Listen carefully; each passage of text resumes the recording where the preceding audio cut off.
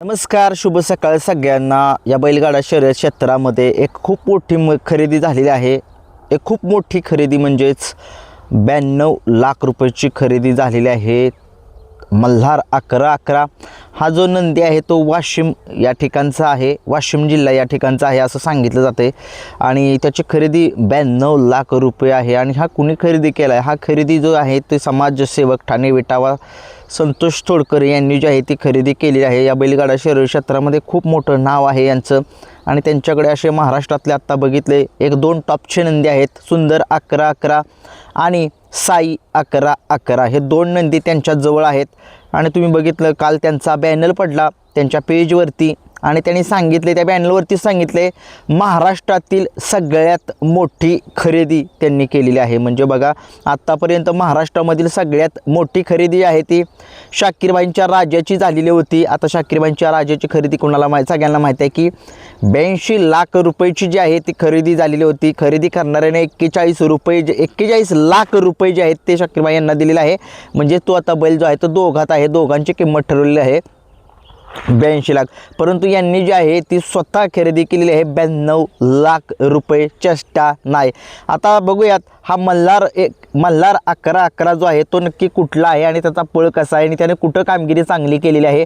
आता तुम्ही बघितलं माझ्या एक नवीन चॅनलवरती तुम्ही जावा, मी काल अपडेट दिली त्या मल्हारबरोबर. परत तरी नवीन आपला जुन्या चॅनल आपल्या सगळ्यांना सांगतो की हा मल्हार 11-11 जो आहे तो संभाजीनगरमध्ये शंकरपटा शर्यती जी असतात त्या सेकंदाच्या शर्यती असतात त्या फेऱ्यामध्ये पळतो. आणि तो सगळ्या महाराष्ट्राला माहिती आहे. तो माहीत नसेल बरं का, त्याच्या शर्यती मी बघितल्यात.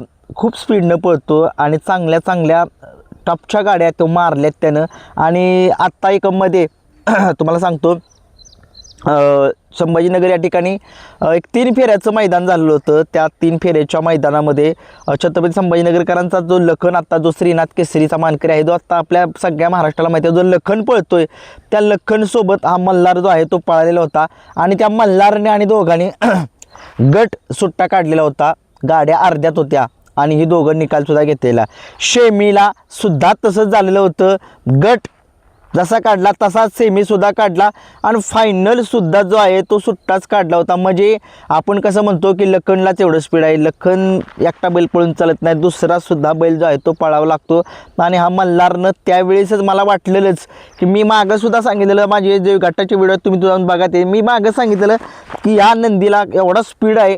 फक्त मी व्हिडिओ त्याच्यावरती बनवलं नाही, कारण की कसं होतं संभाजीनगरची बैलं कधी पळतात, कधी पळतसुद्धा नाही.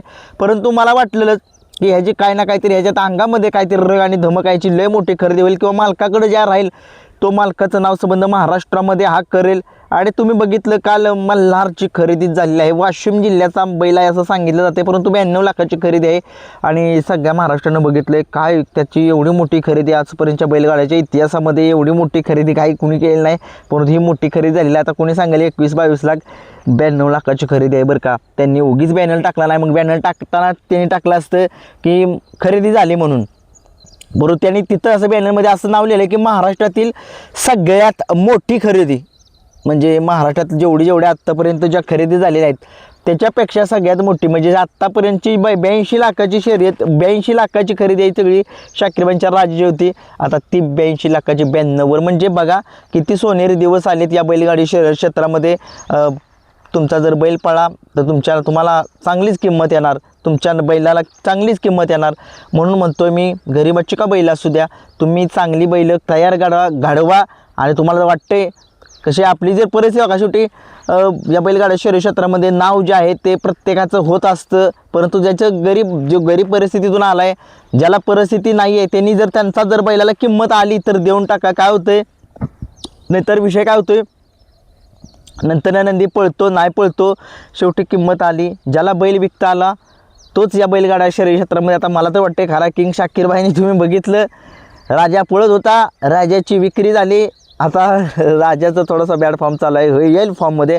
परंतु तुम्ही बघितलं आज महाराष्ट्रामध्ये काल एक मोठी खरेदी झालेली आहे या बैलगाडा शर्यत क्षेत्रामध्ये. 3 टॉपचे नंदी आता त्यांच्या दावणीला आलेले आहेत.